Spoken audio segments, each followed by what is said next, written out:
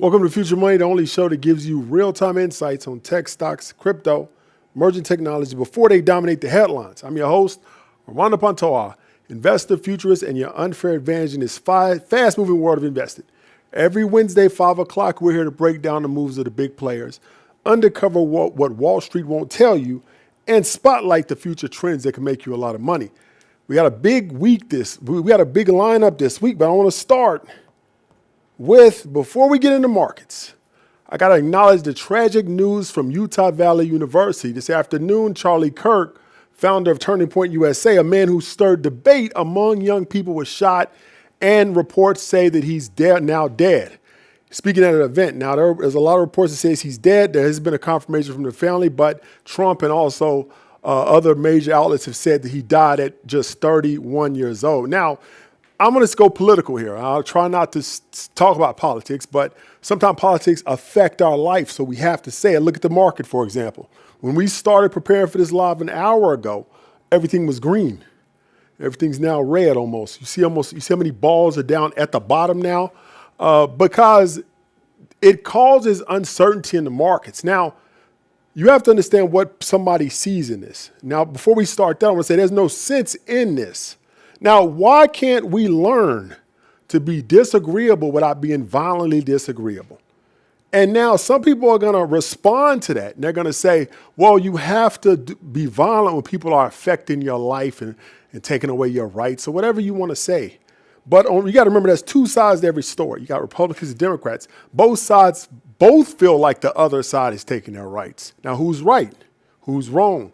There's a reason why we're split equally in this nation, because there's a lot of times there is no right answer. There is no right way to do things. There's what one side believes, what the other side believes. There is no truth in that. No absolute truth, right? One side will say that side is immoral and evil. The other side, that side. So you have to remember, but regardless, there's no sense in this. We need to learn to be disagreeable without being violently disagreeable. That's the question we should all be asking right now. We can't get to the point where every time somebody doesn't agree with you, you just shoot them dead. That's what we did thousands of years ago. Now, we have to, now I'm a person that believes we need both sides of a story. You need somebody out there that may be spitting out, stuff that you don't like to hear. That's what freedom of speech is about. Now, this person, all they did was go out there, Charlie Kirk, my thoughts and prayers do go out to his family. He has 2 young kids, and I remember when I was 31, you got to remember the impact on the kids. It's going to be huge. He has a wife, kids. He has a lot of people that depend on him for substance and also for a living. So that's crazy and really, really sad. But the moment violence enters political life, everybody loses. That's why the market's down right now. It's because now there's uncertainties. It's going to cause a civil war.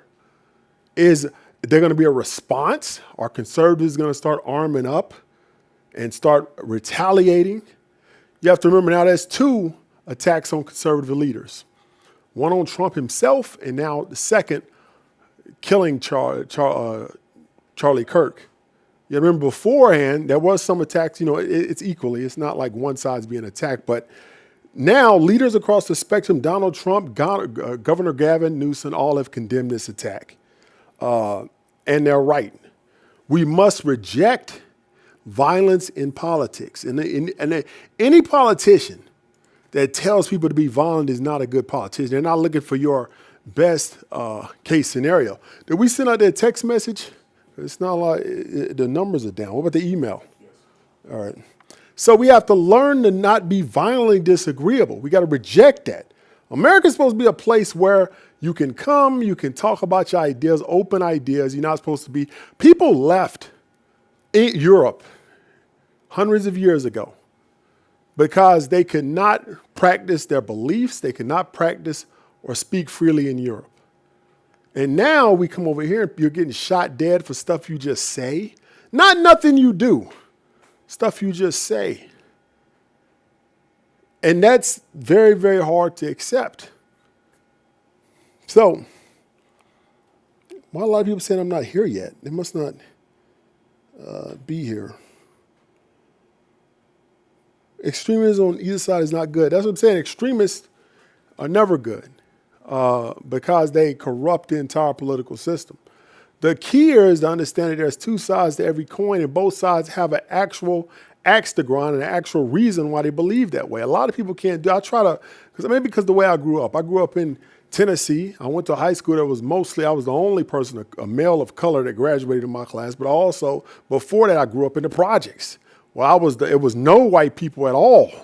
Up until I didn't go to school with any white people until about 13. At 13, I came to Clarksville, where it was a mix. And then when I went to later in high school, my last 2 years in high school, it was mostly white. So I grew up in a very, very mixed environment. Maybe that's why I'm able to see both sides of the story. But I'm rich. I was poor before. Maybe that's the reason why I can see it. I can see why everybody has an axe to grind. But I think everybody should start thinking like that. And then a lot of these things wouldn't be so violent or so explosive. Again, thoughts go out to him and his family and everybody, his loved ones, because this is shameless and this shouldn't have happened in the United States, especially in 2025. So, and also, let's not bring gun debate questions into this. Somebody could easily hit him with an arrow. I don't think guns had a problem with that. And making jokes about somebody, that's even worse in low class. Somebody put a joke and said, I guess he lost the gun debate. Now, why would you do that? You got to remember, every person that dies, it is somebody's loved one. And I'd never make jokes about somebody being killed. That shows to me, and I'm being said, low IQ. It shows a lack of class, shows a lack of coot. You just don't care about everybody else. It's selfishness. To make jokes about somebody who passes away, doing something they really had a right to do. Now, if somebody gets killed trying to abduct a kid, that's a different thing. But he was practicing his freedom of speech, in which anybody can say anything they want without any type of retaliation or oppression. That's what we are in this country. So anybody makes fun of that, you have to think within yourself that normally people with low IQs tend to do that. And also people who are very selfish and self-centered, who cannot put themselves in the shoes of other people. And that usually is a horrible problem. If somebody's making fun of you, I rebuke that. And like I said, is that you can leave right now. I don't care if it's a liberal that gets killed tomorrow. I don't care if it's a conservative that gets killed. I never make fun of the dead, because the dead have living people who suffer because that person is dead. So it's not funny at all. You're right, Queen. And we talk about, we do have an event coming up in New York and also in Dallas next month. It's called the Second Renaissance. It talks about how future technologies are going to build a lot of wealth over the next few years. You can click the link. I'm going to put the link here in it's also a virtual option. I'm going to put the link here so you guys can get it. If you're in the CNC, go into the CNC app and you'll have a link where you can get a discount, a severe discount. Now we have to charge people. We usually it's free for the CNC, but when you do sign up or register, it's going to be a $20 charge. The reason why there's a $20 charge is because in the past, CNC members would show up. They would book tickets and not show up. Now each seat costs us money. We have to pay for that, food, beverage, and also for the actual space. So we can't have people not showing up. So the way we fix that is we say, well, if you're in the CNC, you pay $20. When you get to the event, you have a $20 credit, which you can use for a T-shirt or a book for free, or really for an offset the price. So you still walk out net zero. But it's just a way that we have stopped people from just coming, buying 5 tickets and not showing up. All you gotta do is put a price on it and people won't do that. So. Robert will be there. Robert Croak will 99% be there. I just haven't ironed out the details with him yet, but he's going to be there. Robert Croak will be at both events, I believe. I'm almost 100% sure. So let's get into more financial things. First thing I want to talk about is, let me see. Is XRP is a lot of XRP could possibly explode in October. And the reason why is because October has a few dates that are very important to XRP, which is put XRP back in the spotlight. Between October 18th and October 25th, the SEC will review 7 XRP ETF filings. A decision, this window of decisions could shift the entire crypto market.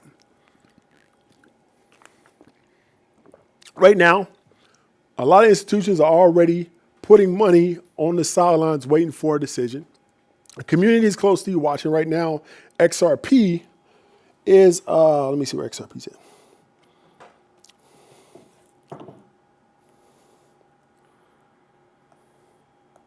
Right now, XRP is, where's XRP? You see it on the screen? Yeah. Where? Right, okay, right here. No, right of Ethereum, right here. Oh, okay, it's $2.98, which is roughly $3. So current price XRP is $3 major. A lot of major things going on right now. There's a Bloomberg analysts are assigning a 90% chance that the ETF approval will happen within this year. More than likely around October 18th. Futures have surged almost 20% in volume. Open interest has climbed 74% in the last month. This is showing that institutions are starting to buy XRP, expecting these things to happen, that something big to happen in October. XRP's increase came, and get this. Now, XRP moved from 40. I did some research, and I was very shocked at what I found. XRP's price went from 40-something cents all the way up to $3. And now I looked at the volume. And there was no volume spikes during that trading period time when it went from in a few weeks, it went from 40 cents up to like $3 and something. It was no volume spikes. Now, normally with something like that, you see a lot of volume, which is retail investors getting excited and moving in. Didn't see a lot of that this time. The price came as the volume fell, actually. Now, this suggests that leverage traders and institutions are driving the move because they don't buy like that. They try to keep the volume down so they can get the best price possible. They're smarter than retail investors who just rush in. Now, another thing that really shocked me is that I took a look at Ripple's stablecoin, RLUSD. Right now, remember, it came out late last year, but it just hit 700 million in assets. Now, most of it's on Ethereum, but the adoption has not been fast, I should say, with that.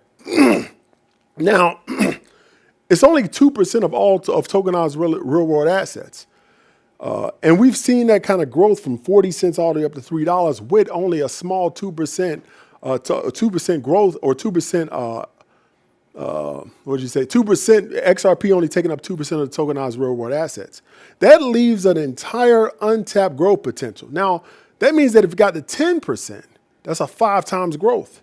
And that's still not much of the worldwide tokenized assets.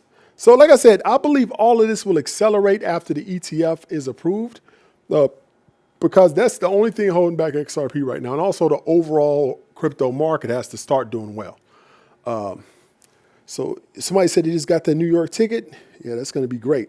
Looking forward to seeing you there, Justin.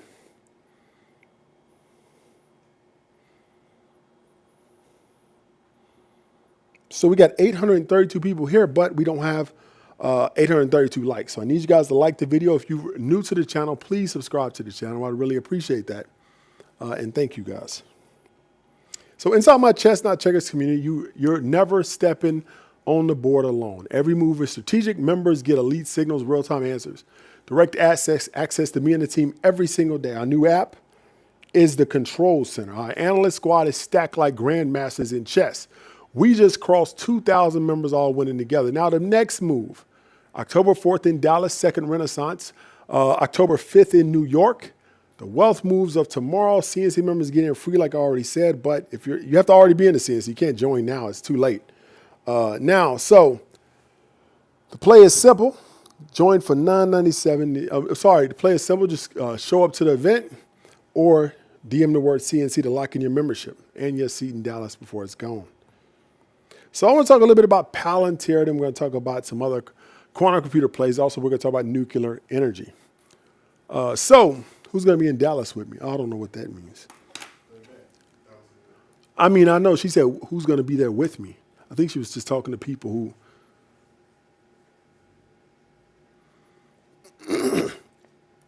And remember, uh, this is early bird. So right now, the tickets are like, I think 97. The price goes up to 140, 127 next week. They'll finally be 197 just to get in. And the VIPs tickets are right now they're 190. I think they're like 1867, but there will be 297 the week before. So you're getting a great discount if you go ahead and buy now. Also, we have a virtual plan, so you can get the virtual ticket as well. The virtual ticket covers both days. So remember, both events are slightly different. I'm sorry, somewhat different, because I'm going to actually give 2 different lectures for each date. And we'll have different people at each event. Now, Robert is going to come with me. I think Cedric Nash, but there'll be new people in both events. So if you're the virtual, get you access to both.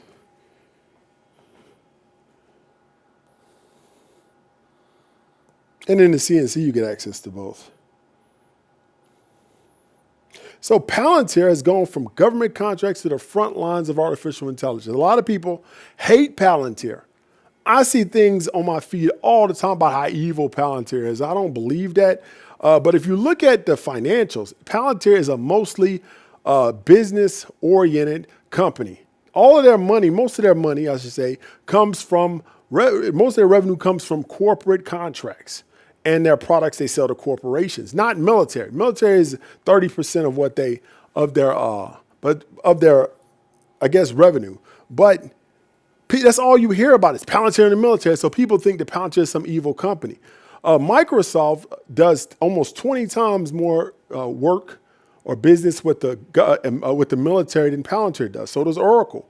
Oracle's CEO just became the richest man in the world today, and he passed over Elon Musk. Now he's on his way to being a trillionaire as well. Now Elon Musk is the second richest person. Now Oracle has a lot of their money comes from government and military. Nobody says he's evil, but you see what I'm saying? They pick and choose. Well, you have to be very careful with the media. The media is it can be good, and I don't have anything against the media, but you have to be very, very careful. The media is used as a tool to control. It just is. And I'm glad we live in an age where you can get information now from YouTube people or people. You know, the information is a lot easier to get the truth or somewhere near the truth. But you have to remember is that the media has been used for years to control. So when they tell you something, always second guess it. Don't just, I guess they said it on the news, so it's right. No, it's always a reason why they do that. So let's move on.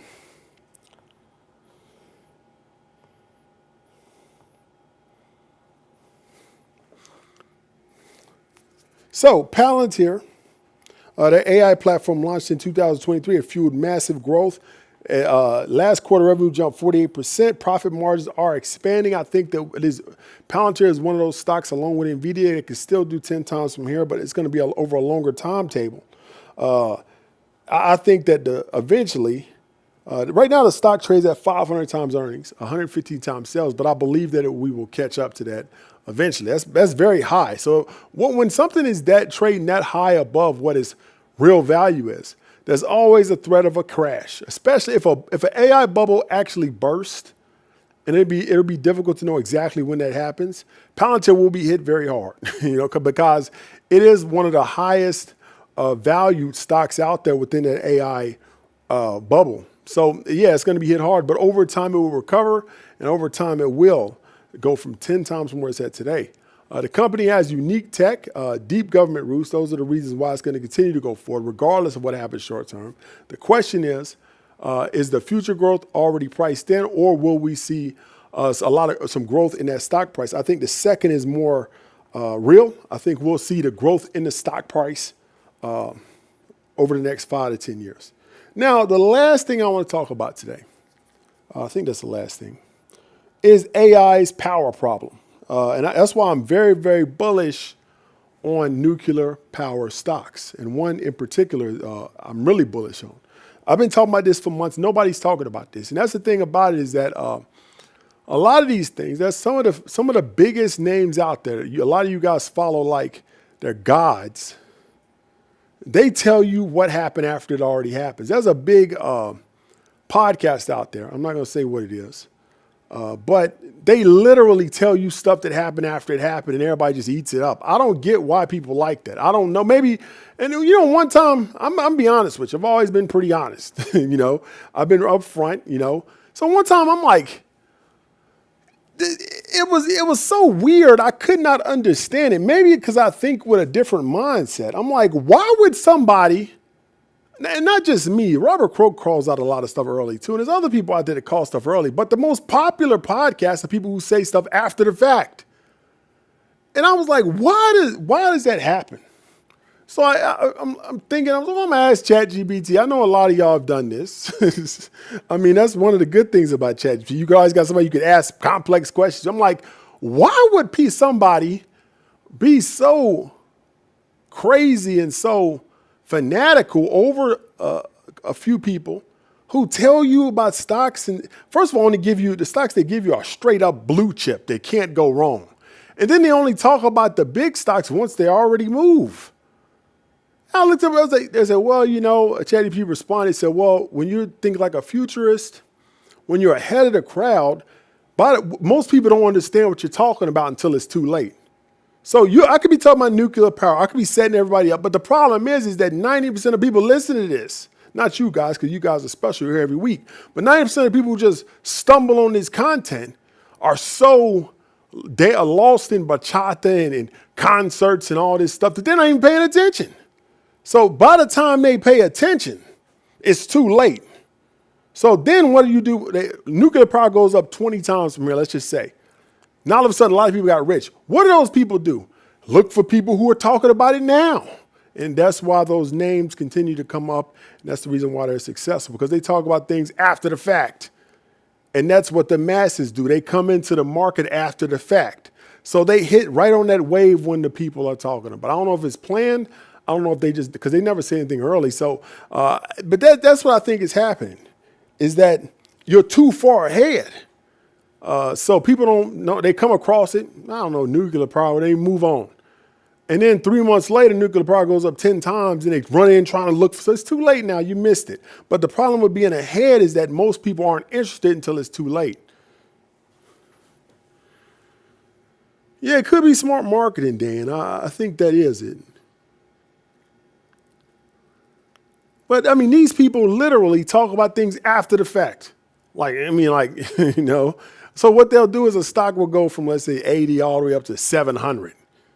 And then, oh yeah, this is going to go up. Then they go from 7 to 8. I told you it was going to go up. See, I was right. I mean, God, you caught it on I don't get it, man. I don't get it. But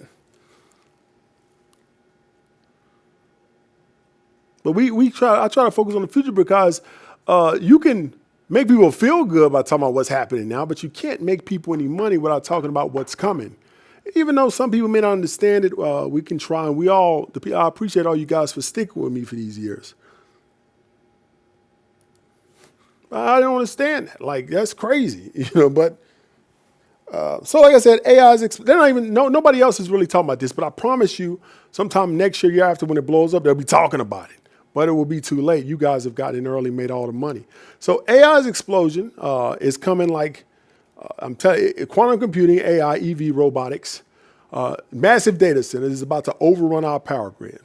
And the reason why I'm going to tell you, this is why I know that nuclear power, and I'm going to say this, every once in a while, I've only said this 4 times before, and I'm going to start saying it. I can't see a situation, and remember, do your own due diligence, and this is not financial advice, but I literally can't see a situation in which nuclear power does not make a lot of money by investing in it at this stage. Now, I could be wrong. Maybe a plant blows up, or maybe it's regulatory. I don't know. But if none of that happens, there is no energy on Earth that we know of, except fusion, which is also a type of nuclear, I guess a type of nuclear as well, that can supply the type of energy we need.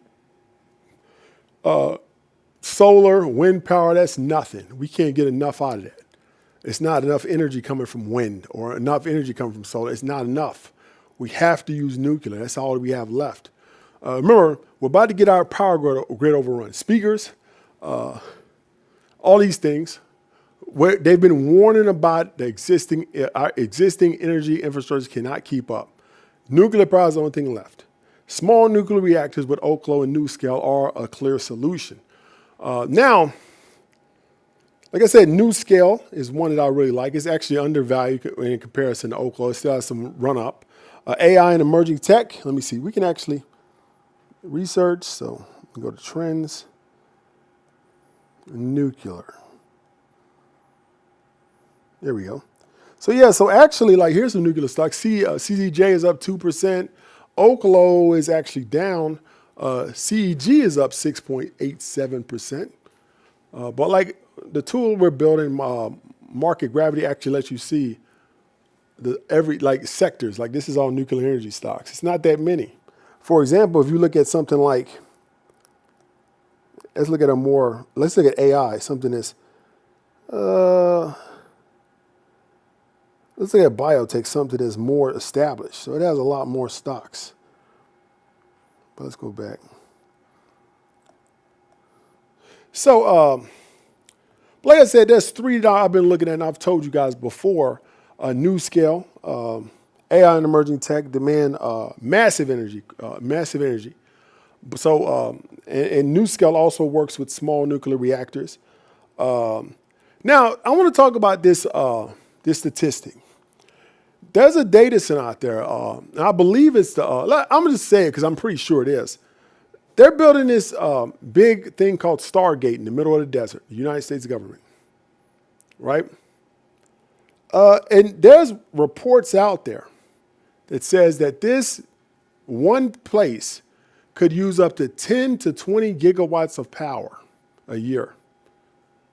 Now, you got to remember this, is that an entire nuclear reactor plant only produces 1 gigawatt power per year.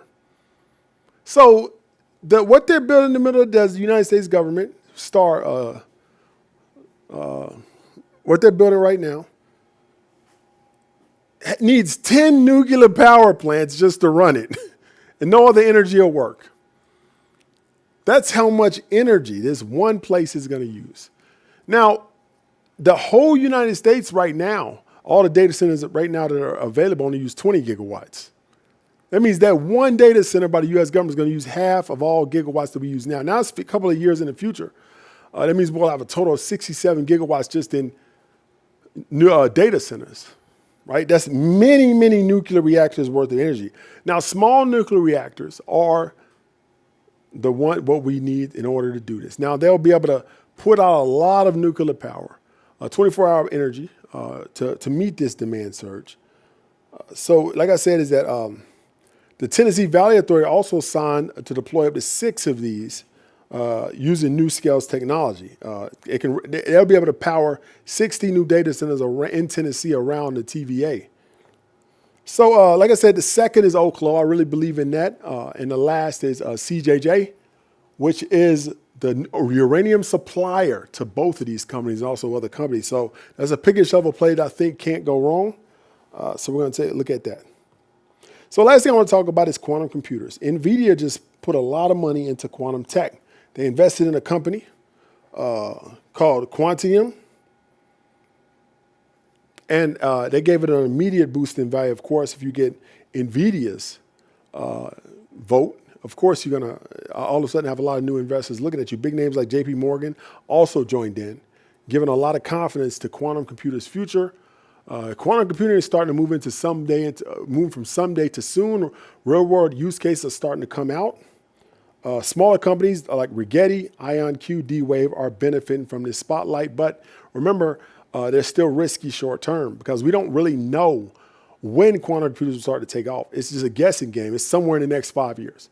Now, I don't know. I'm thinking it's close to today. Sometime in 2026, we'll start to see some big developments in quantum computers, but I could be wrong. 5 years somewhere in there. 5 years is going to happen, but I don't know when. I'm thinking sometime in 26. That's what I said 2 years ago. But I'm not, so investing in these companies could be stagnant for a few years. That's a risk because of what's called opportunity cost. That means that if I invested in these companies and NVIDIA doubles during that time, I lost money because I could have invested in NVIDIA. That's opportunity loss. That's a loss just like any other. But long term, I think these companies are going to do well. So the takeaway here is that NVIDIA's move is signaling that quantum tech is stepping out of the lab and into the market, and something we all need to pay attention to. So here's we do have those events in Dallas on the 4th of October and in New York on the 5th of October. So hopefully you guys can show up. We also have a virtual option. I just put the link in the chat. So hopefully I can see some of you guys there. 1.21 gigawatts. You see it, man. Think about that. It's gigawatts. But remember back in that. Now I want to talk about this before we quit. Back in the 80s, it's like back in the 80s we never heard of a gigabyte because we were still dealing in kilobytes and megabyte was big. But I remember when I got my first memory stick. It was 16 megabytes, and I thought I'd never fill it up. 16 megabytes is nothing. And I got my first MP3 player, it was 32 megabytes, and I had a hard time filling that up. Now I was 64, and I had a hard time filling that up.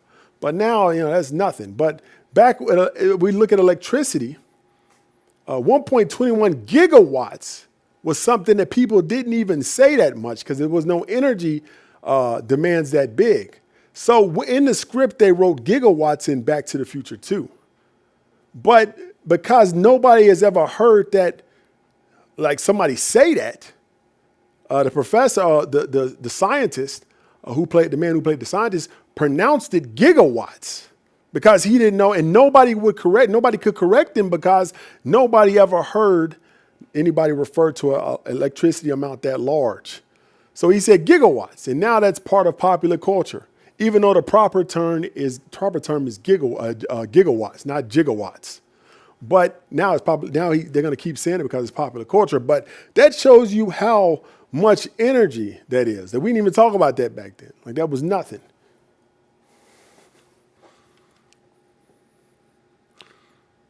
Stephen Lay, I appreciate you. All right, with that being said, I hope you guys have a great day. I appreciate you. Have a great rest of your week.